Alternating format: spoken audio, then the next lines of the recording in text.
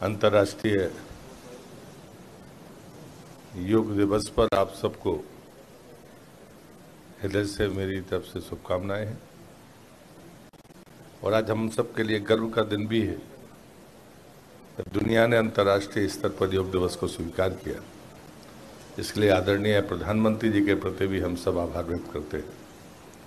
इस कार्यक्रम में उपस्थित पर्यटन मंत्री माननीय रोहन पोंटे जी, सेक्रेटरी टूरिज्म रवि धवन जी, डायरेक्टर टूरिज्म निखिल जी, भारत सरकार से यहाँ पर पधारे chief controller account Vinod ji, उपस्थित सभी भाइयों बहनों।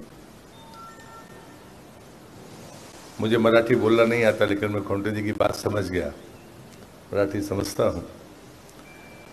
मैं तो विस्तार में नहीं जाऊँगा। हम सब जानते हैं कि योग हमारी पुरातन, सनातन और प्राचीन परंपरा का मूल है। और जब भी हमारे मनीषियों ने इसको कहा तो जो हमें शास्त्र में मिलता है तो पातंजलि योग सूत्र का व्याख्यान मिलता है। इसमें साफ शब्दों में चरणबद्ध हम कैसे इसकी शुरुआत करें उसका क्रम है। नियम, आसन, आहार, प्रत्याहार, ध्यान, धारणा और समाधि, मतलब इतने सीक्वेंस के साथ में चीज़ें लिखी गई हैं कि कोई भ्रम उसके बीच में हो नहीं सकता। अगर इस पूरे क्रम को कई बार हम शायद इस सफाई देते हैं कि ये जैसे संचालक महोदय कह रहे थे कि धर्म नहीं है, ये तो एक विज्ञान है। ज्ञान विज्ञान से ऊपर है और दुनिया इस सत्य को स्वीकार कर रही है। जिस समय अंतर्राष्ट्रीय स्तर पर योग को स्वीकार किया गया था तब दुनिया ने कोरोना को नहीं देखा था, लेकिन उसके बाद कोरोना ने इस महत्व को बढ़ा दिया। ये साबित हो गया कि पैसे और संसाधन व्यक्ति के एकांत जीवन का सुख छीन लेते हैं, या वो अकेले में अगर कष्ट में रहे, उससे अकेले रहना है तो एकमात्र रास्ता है, वो है योग। और मुझे लगता है कि ये चीज़ें प्रकृति की तरफ से जो चुनौतियाँ आई हैं उसमें चाहे हम क्वारंटाइन रहे हों, आज जिस प्रकार से अवसाद या किसी भी प्रकार के तनाव आज पूरी दुनिया जिसका सामना कर रही है, उसका इलाज कोई नहीं ढूंढ पा रहा। और आज भी जितने भी हॉस्पिटल्स हैं, अब वो डॉक्टर की साथ साथ एक किसी योग आचार्य की तलाश में है कि वो रहे और उसके बाद में वो अपना रास्ता तय करें। मुझे लगता है जब ये बात कही जाती थी तब लोगों को शायद इस बात पर भरोसा नहीं था, लेकिन सच है कि दुनिया ने पहले योग को स्वीकार कर लिया था और इसलिए दुनिया योग के इस मार्ग पर चलकर अपनी शांति को पाने की कोशिश कर रही है।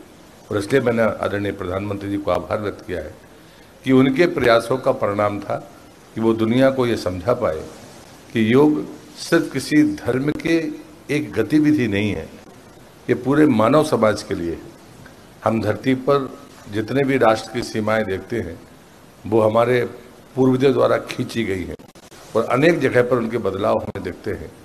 मनुष्य है, उस पर ये जो विधाएं हैं ये पूरी तरह से कारगर है। उसकी पूजा पद्धति क्या होगी, जो उसका अपना विवेक है, अपना अधिकार है, लेकिन योग जीवन की शांति के लिए, अपने सुखी जीवन के लिए, किसी तनाव और अवसाद जैसी चीज़ों से मुक्त होने के लिए इससे बेहतर कोई दूसरा कारण नहीं हो सकता। इसके लिए कोई ज़रूरत भी नहीं है कि हम किसी और के पास जाएं। लेकिन आयंगर जी, BK आयंगर, जो सबसे इस शताब्दी में या पिछली शताब्दी में जो जिनका नाम योग के लिए चलता है, उन्होंने बड़ी सरल भाषा में कहा कि योग का मतलब है संतुलन। संतुलन शरीर के भीतर हो, शरीर और मन के भीतर हो, और इतना ही नहीं, दुनिया में मनुष्य का एक दूसरे के प्रति जो संबंध है वो एक संतुलित संबंध हो। आयंगर जी किसी परंपरा को पर बहुत हठधर्मता के साथ नहीं चलते थे, वो विशुद्ध रूप से योगी थे। जो भी उनके पास आया उन्होंने कभी नहीं पूछा कि आप कौन हैं, और उन्होंने कहा कि ये आपकी पात्रता है, मनुष्य होना ही आपकी पात्रता है, और आप आइए और अपने जीवन को आगे बढ़ाइए। ये सिर्फ जीवन में मैं आपको स्वस्थ नहीं करेगा बल्कि आपके कार्य प्रणाली में जो गुणोत्तर आपको सामर्थ्य पैदा करेगा, वो देश और दुनिया के लिए भी परिणामदायी होगी। अगर आप संतुलित हैं, आप एनर्जी से भरे हुए, आप सकारात्मक हैं और आप किसी प्रकार का भेद नहीं करते, तो आप दुनिया के लिए एसेट हैं, सिर्फ उस समाज के लिए नहीं जहाँ पर आप रहते हैं।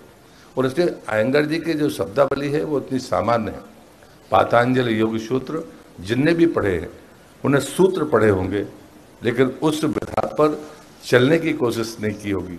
लेकिन हम सब भाग्यशाली है कि कम से कम आज के दिन देश के भीतर तो योग के कार्यक्रम हो ही रहे हैं। दुनिया के इतने तमाम देश आज योग के इस महत्व को स्वीकार करते हुए अंतर्राष्ट्रीय योग दिवस पर वो इस योग के कार्यक्रमों में शामिल हैं।